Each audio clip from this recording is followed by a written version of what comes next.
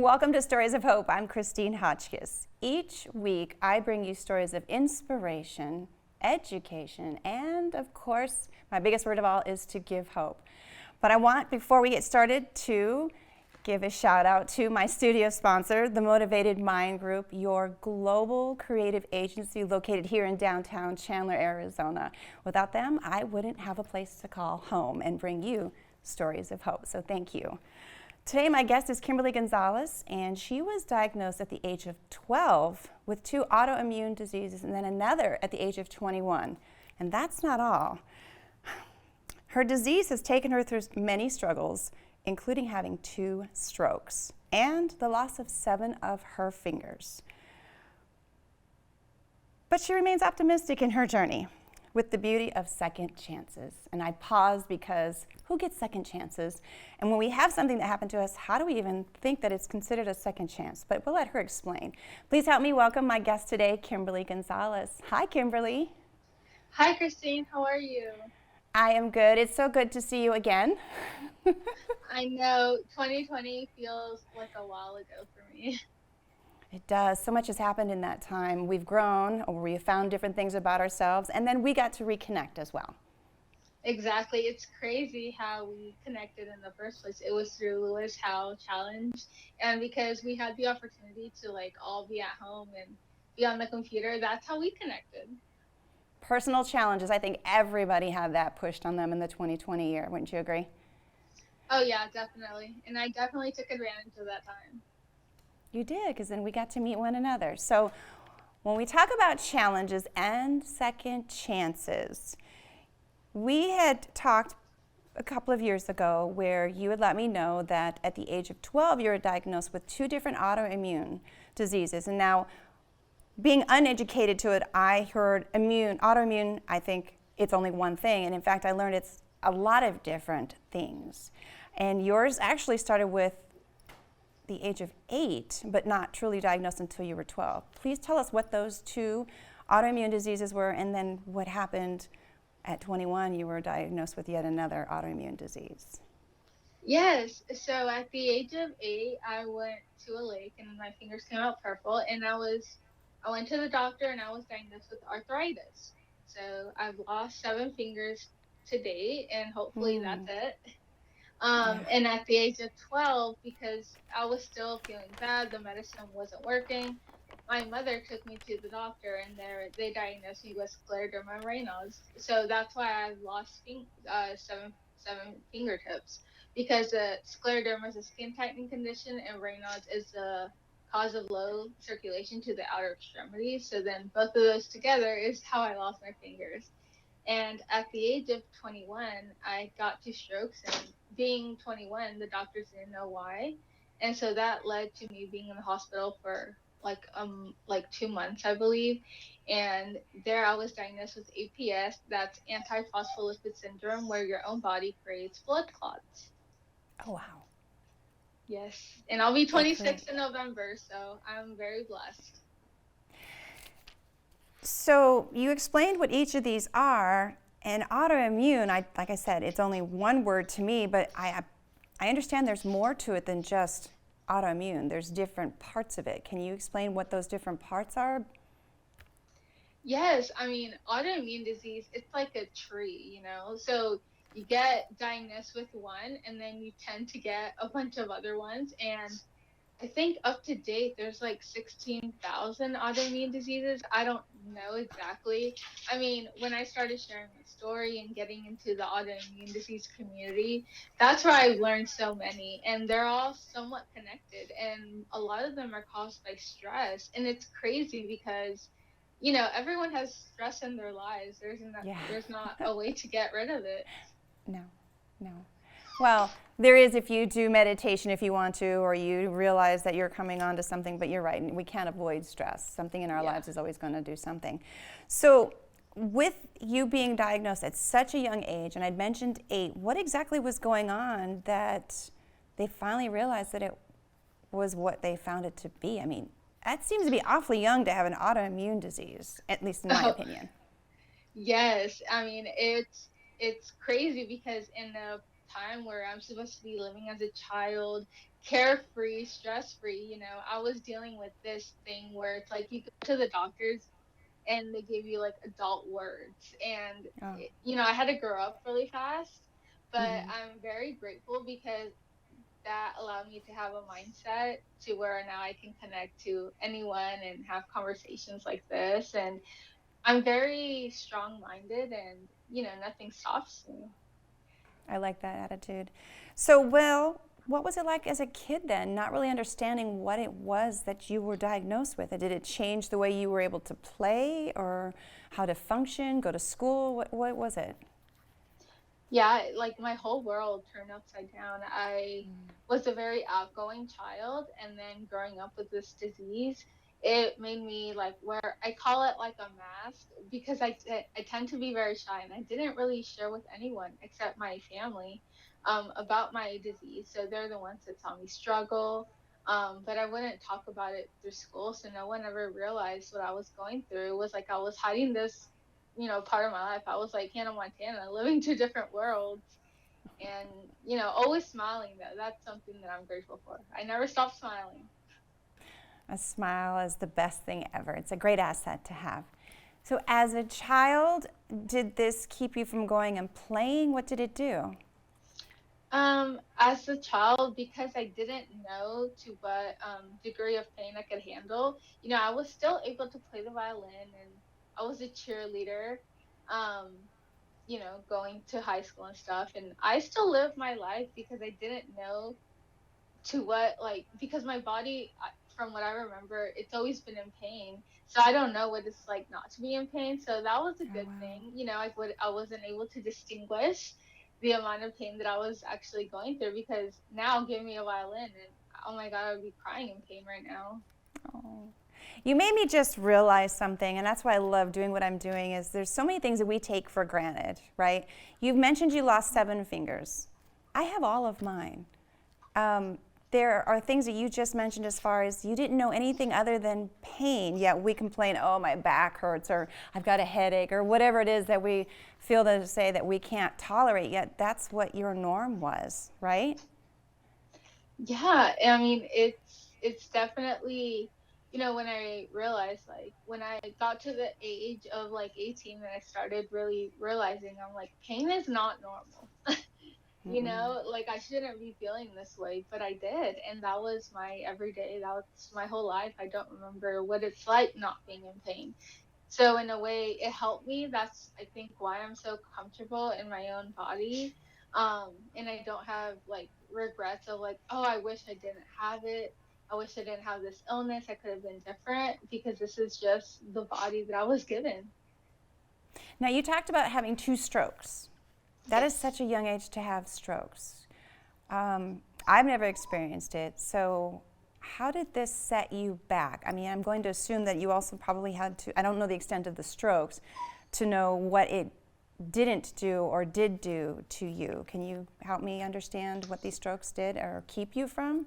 Yes, definitely. Basically, the strokes really made me reevaluate my life. I had to learn how to talk, and I forgot a lot of my Spanish, and I'm bilingual, so Spanish is always, I grew up speaking Spanish, so having to relearn that was definitely a challenge. I had to relearn how to walk, being that I was in a wheelchair for like 6 months. I had to do therapy. I had to relearn how to write. I cannot write to the extent that I could before. My handwriting Oh, looks wow. like an 8-year-old, but you know, Okay. I can write.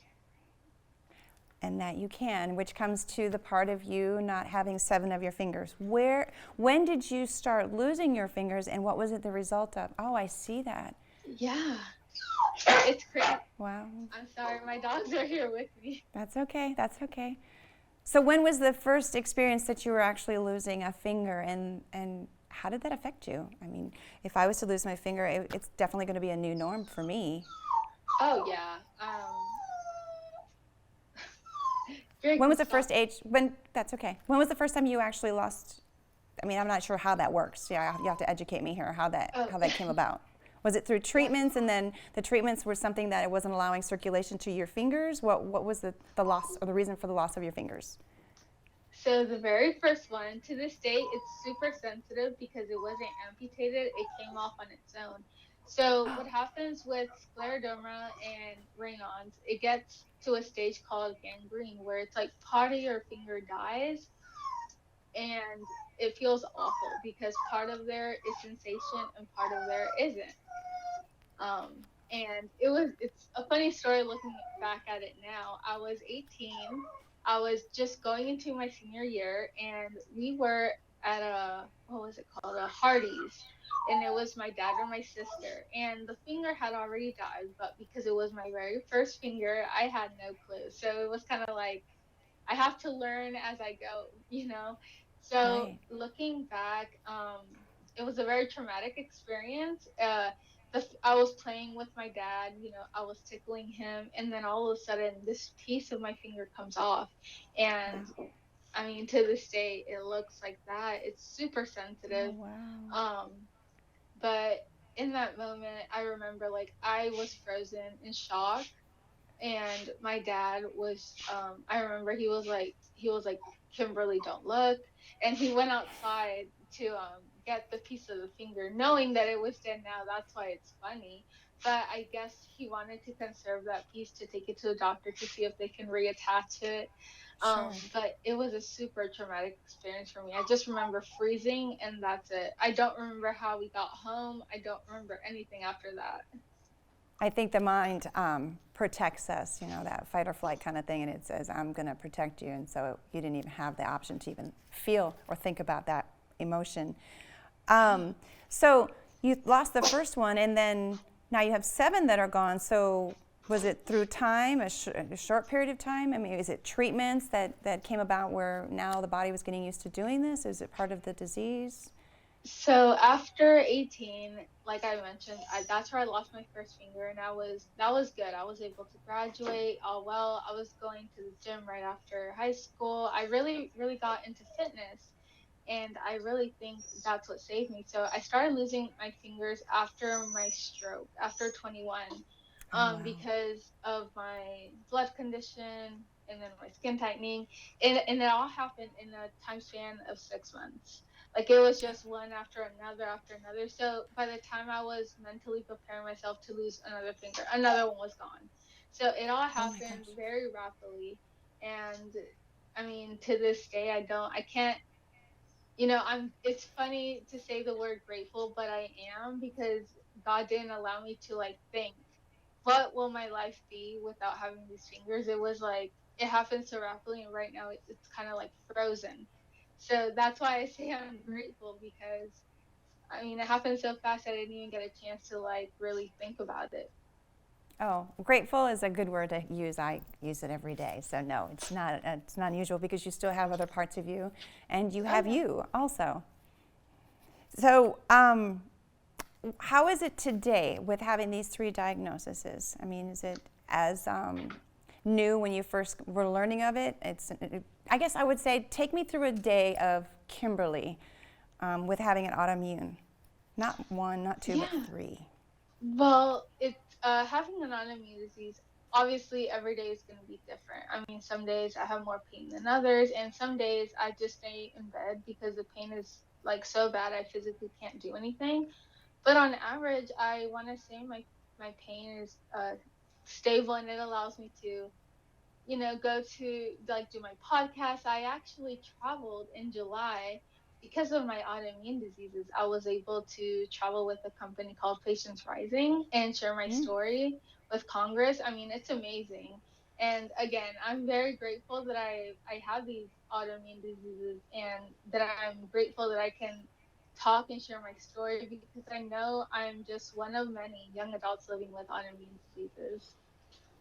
So, do you have to change your diet? Do you have to have treatments? What is an autoimmune that you have to be cautious about? Definitely the most important one is APS, antiphospholipid syndrome. Those are the one that's the autoimmune disease that caused me to have the stroke. So I have to be very careful. I'm on a blood thinner for life, and I Mm. have to be cautious to not eat vitamin K, which is greens, which I'm grateful that I don't like greens anyways.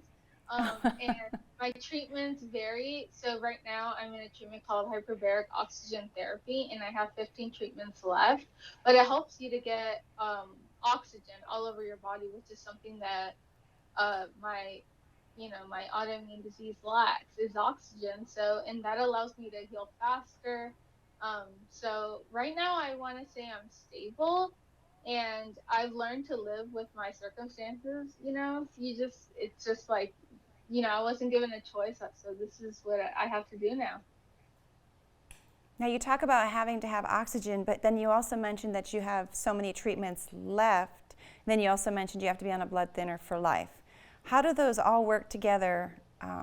Because to me, it seems like that would be separating, that you don't need it to have what your body says it does need. So can you explain why you said you only need so many more treatments for the oxygen versus doing that for the rest of your life with like the blood thinner? Oh yeah. So the blood thinner is a for sure thing. Like, no matter what treatments or anything, I'm definitely gonna have to take that for the rest of my life. But the hyperbaric oxygen therapy, I can only get when I have like a wound that's not healing. So right now it's on my toe. So with Raynaud's, my toe stays purple, and so to avoid losing it, that's when I get the treatment. So I usually get 40 treatments every year, and so that's why I say right now I have 15 left, because after, uh, did I freeze for a second? Mm-mm. Okay. You're good. So after those 40 treatments end, um, they say that the oxygen remains in your body. So I get them every time I get like a severe wound that's taking forever to heal. So it's only when you have to attend to the wound. And so if there isn't one, then you don't need the oxygen, is what you're saying. Yes, correct. So you said each year it's 40, so then maybe next year you'll have to have oxygen again. So this is just per year increments. Yes, only because my Okay. disease kind of worsens throughout the years, and Oh, so like last year I had three open wounds that would take forever to heal. So based on the type of wounds, I can either get more or less treatments, but up until now it's been 40 every year. So hopefully next year I won't need it, but who knows? so now you talked about oxygen as one of the treatments, the blood thinners. Do you have to take any medications? Oh yeah, let's see, I take 7 in the morning, 4 for lunch, and then 6 in the afternoon. So yeah, I take medications all day, every day. But it's funny, my sister actually bought me a shot that says these are for my medication. So I always say I'm taking shots. Oh. Um, so now you said sometimes you don't get out of bed because you're in so much pain. So what is your energy level on a regular basis? I mean, do you get to go out and play? We've heard the dogs, so I'm assuming that you at least get to go outside and play with the dogs. Yes, based on my amount of pain, I want to say that the only days that I stay in bed is when I have a pain level of 10. And that usually is like me being in bed. I have to lay in a blanket and I have to watch movies and I get to eat and just be lazy for that day. But on every other day, my pain's a 9 and I'm still going. Like, I like to be active, I like to be productive, and I love posting on Instagram and creating my podcast because that's like a distraction. So Okay, when I take advantage of the days that I'm not in pain or not as much absolutely. in pain. Now you talked about your podcast, which I was going to come into next, as well as you have been said that you speak publicly. What is it that you speak about? What do you share, and what is your audience that you're sharing it with? Yes. So my podcast is called Self Love Sister, and um, the main audience is, it's supposed to talk about, well, it talks about autoimmune disease and chronic illness, but I think self-love is something that everyone needs to have, and that's why I think that my podcast, it can gravitate to anyone. It talks about autoimmune disease and chronic illness, but because the main focus is self-love, I think that's something that everyone should learn. 100% agree with you. 100%. It doesn't have to be something happening in your life to find self-love. You're absolutely right. And I actually follow you, as you know, on your Instagram. And not so much on your podcast, but definitely on your Instagram. And I see your stuff, and it's just very uplifting in that short time that you do your little clips of stuff that you're being silly with, whether it's with your dogs or you're out and about doing what you're doing. Oh yes, Um, thank you. Is there anything that I did not ask? Because I don't know your journey. I can only come up with questions I think that other people might come up with or I have of my own. Is there anything that I didn't ask you that you want to be known about the autoimmune or the life of someone who has what you have as far as the autoimmune disease? I mean, to me, autoimmune disease is not like a death sentence. It does make living life a lot more difficult, obviously, with more challenges, but it's not a death sentence, which is why I share, positive, uplifting messages in my day-to-day life on Instagram, because I want to share with people that, you can still live your life.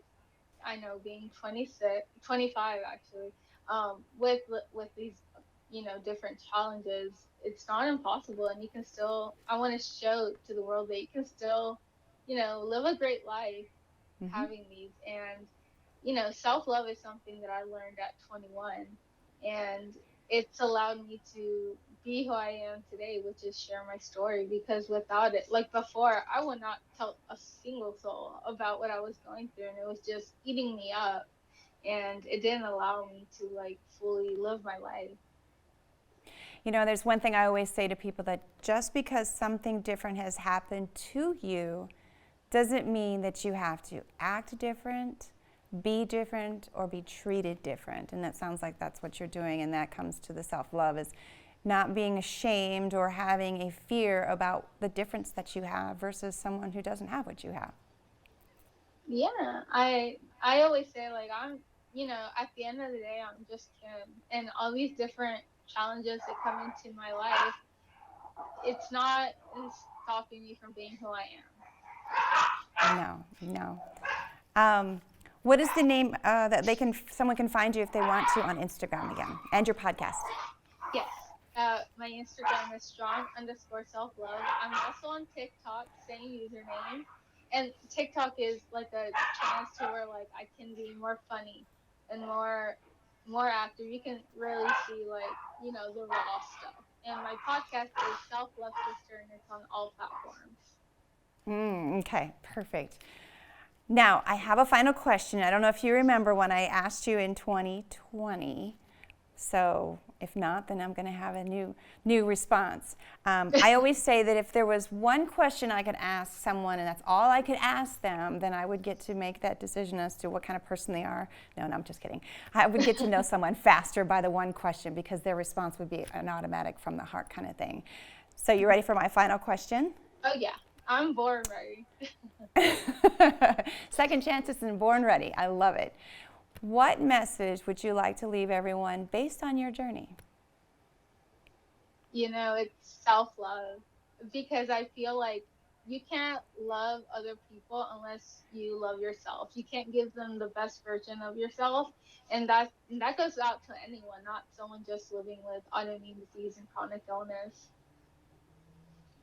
Would you say you had a difficulty at first when you weren't familiar with what this new norm is that you have now lived all these years, versus Oh yeah. finding that self-love that you now are able to talk about?